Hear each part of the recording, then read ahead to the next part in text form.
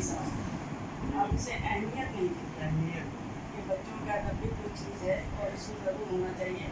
लेकिन ये कि चूँकि मैं 8 साल तक एक्सप्रेस से वाबस्ता थी, तो मुझे अंदाज़ा है कि बच्चों के सफ़ात को भी उनके मालिकान और मैगज़ीन एडिटर्स वो अहमियत नहीं देते। मसलन मैं वहाँ पे थी, तो चूँकि सेंट्रलाइज था, तो अब एक इश्तिहार आ गया, और वो इश्तिहार जो है वो सिर्फ कराची और लाहौर और इस्लामाबाद में छप रहा है, बाकी जगहों पे नहीं छप रहा है। तो अब क्या होता था कि सैटरडे को वो इश्तिहार आ गया, तो कराची, लाहौर, इस्लामाबाद में इश्तिहार लग के कितने हटते, बाकी 8 स्टेशन पे वो कितने छप गए, बच्चों का सफ़ा। वो तो बेकार हो गया। अच्छा, अब मैं सर पीट के रहती थी कि इसमें लाहौर के बच्चे की मेन कहानी लगी थी ऊपर आधे सफ़े की। अब उस बच्चे को मैं क्या जवाब दूँ? वो कहेगा मेरी कहानी कब छापी।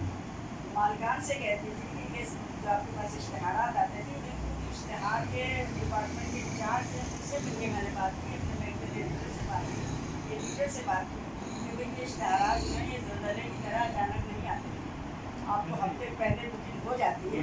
आप मुझे बता दें कि मैडम ये सफ़ा जो है यहाँ नहीं छपेगा, मैं उन बच्चों की तहरीरें ना लगाऊँ इस हफ्ते, और उनके लगाऊँ जिस सेशन के लिए पर्चा जा रहा है। लेकिन इस चीज़ को मतलब झगड़ा मेरा रहा सारी ज़िंदगी वहाँ पे, मगर इस चीज़ को उन्होंने कभी नहीं सोचा। बल्कि मेरे लीडर फाजुल रहमान इतना बड़ा नाम, तो बच्चों के राइटर भी रहे और शायर भी रहे, तो कहते थे आप इतनी लड़ती क्यों हैं? छोड़े नहीं छपता तो ना छपे, आपने क्या जाता है?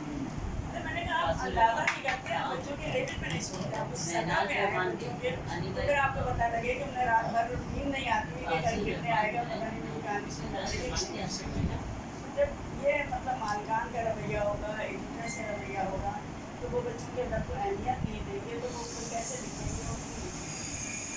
ये वजह है कि जो आजकल बहुत अच्छे लिखने वाले हैं वो बच्चों की तरफ नहीं आते। प्राइवेट सेक्टर का तो वही इशू है ना, जैसे कि जो एक बात ये देर भी में है कही है, तो वही कही का ऐड आ गया तो खत्म। बैड आ गया। प्राइवेट सेक्टर का मसला ना प्रॉफिट है, तो उससे आप ये तकाजे ही नहीं करें जो अहमियत नहीं। आप अपनी सरकार से तकाजा करें जो टैक्स जो अपनी आवाम के जिम्मेदार है। मतलब ये कि नहीं दे है बच्चों का, प्राइवेट सेक्टर बच्चे खुद ही अपनी मदद आपके लिए अपनी काम कर रहे हैं। सही कहा, सही कही। और इसका अभी समझे मुशाहिदा करें, तजुर्बा करें, मुझे भी हुआ अभी पिछले चल रही पहले जब मैं जो बच्चों को पेज मानने के लिए मेरे साथ आए, उन्होंने मुझे फोन किया, कह रहे भैया मैंने बच्चों को पेज मान लिया, उसमें लिखा है उसको कंटिन्यू लिखा है जी, मुझे जी और वो आई नहीं। लेकिन अभी समझिए कि 2-3 हफ्ते 4 हफ्ते इस बात की मेरी जो उनका तकर्रुर हुआ एज एडिटर बच्चों के पेज में, उसके बाद 2-3-4 हफ्ते जो वो कंटिन्यू आया, उसके बाद वो पेज ही गायब हो गया। अब हर संडे को जब मैं अखबार खोलता था और देखता था कि शख्स के अंदर बच्चों का पेज है, मेरी तहरीर अपनी नहीं होती थी, मेरी तहरीर जो थी वो जो मैंने दी थी वो शायद हो चुकी थी, लेकिन मैं सिर्फ देखता था कि इसमें क्या क्या चीज़ें हैं, थोड़ी सी दिलचस्पी दोबारा पैदा हो गई जो ज़माने में थी हमारे स्कूल लाइफ में, कॉलेज लाइफ में थी, अब वो दिलचस्पी दोबारा पैदा हो गई। तो मैंने कहा चलो मैं देखूँ। अब आप यकीन करें कि वो कंटिन्यू कई हफ्ते गुजर गए और वो बच्चों को नहीं आता था।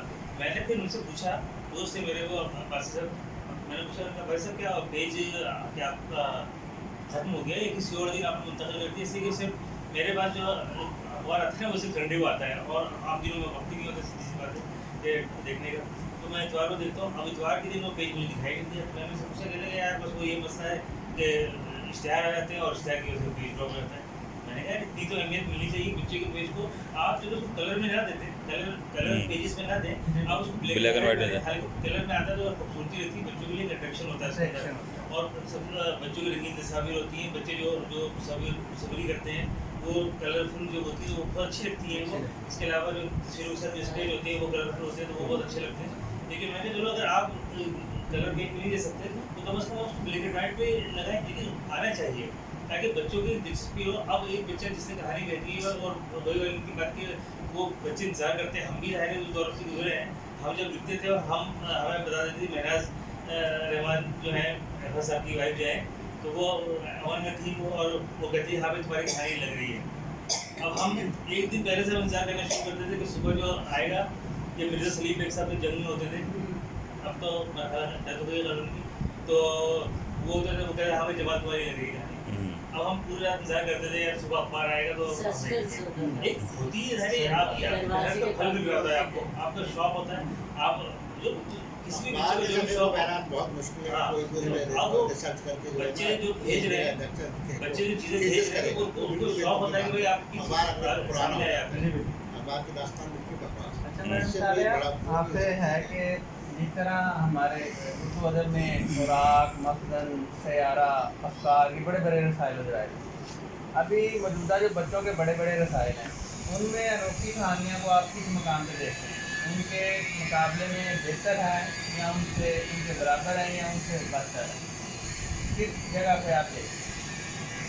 मैं ये समझती हूँ कि बच्चों का जो ये अदब लेके चल रहे हैं हमारे महबूब भाई, तो वो अपनी जगह पर एक साथी मतलब ये कि, और दूसरे जो अपने रवा दवा हैं। अब इनका जो है अदब जो है चंद दुकानों में ही मतलब ये जो रिसाले नजर आ जाते हैं। अब हम बच्चों से पूछते हैं आपने अनोखी रिसाला पढ़ा, ये कौन सा होता है? या कोई और भी रिसाले हम देखते हैं तो या गुलदस्ता है या टूट पे टूट है या बजर मंजिल है या और दीगर रिसाले हैं, उनके बारे में पूछते हैं तो बच्चे बिल्कुल ही इसके वो हो गए, इनको पहचान नहीं रहे, जान नहीं रहे कि ये रिसाले हैं या नहीं है। या हर महीने निकलते हैं, हर महीने के लिए भी उनको नहीं पता होता, बस देख लेते हैं और रख देते हैं।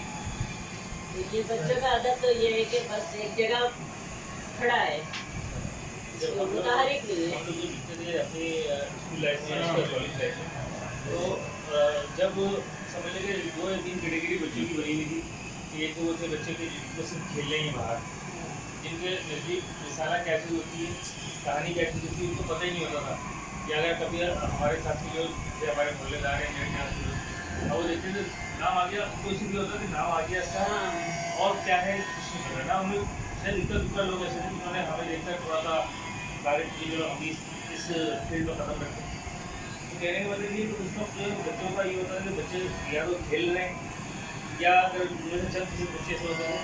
अब वो चंद फीसद जो होते थे जो लिखने लिखाने की तरफ या रिसाला पढ़ने की तरफ आते थे, अब यकीन करें कि वो भी नहीं है। खुद मैं यहाँ जुड़ भी हूँ, मैं अपने घर की बात कर रहा हूँ। मैं जब स्कूल लाइफ में था तो तालीम तरबियत भी नौनिहाल भी होनहार भी ये 3 रिसाले जो है उस वक्त देखते थे, पढ़ते थे, खरीदते थे। अब हमारे पास चीज़ें आती हैं, किताबें आती हैं, चालीस आते हैं, महबूब जो है वो बच्चा भेजते हैं और उससे बच्चे आते हैं। हमारे बच्चे जो है कहते हैं अच्छा ये बच्चा है, अच्छी है। ऐसे ही मैं अपनी घर की बता रहा हूँ मैं आपको, मतलब कोई अब है ही नहीं, रुझान ही नहीं। अब बच्चों को रुझान जो है वो दूसरी साइड पे है, मैं रिकॉर्डिंग दूसरी साइड पे हो गया। अब उसकी दिलचस्पी चेंज हो गई और मतलब ये कि वो समझ लीजिए कि सोशल मीडिया तो उसके ऊपर या इलेक्ट्रॉनिक मीडिया उसके ऊपर या प्रिंट मीडिया उसके ऊपर, अब वो ना उनको कोई ऐसी कवरेज दी जा रही है, ना ऐसा कोई ये प्लेटफॉर्म है कि वो बच्चे वहाँ से जो उनको एक थोड़ा सा एक हौसला अफजाई हो या उनको एक मोटिवेशन मतलब मिले और वो आगे आए इस टाइम की। बच्चों का है कि अब उसको शौक नहीं है।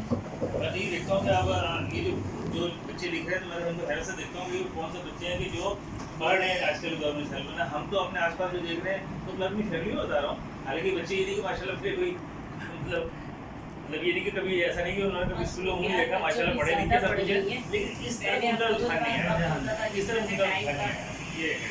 और आज के जो बच्चे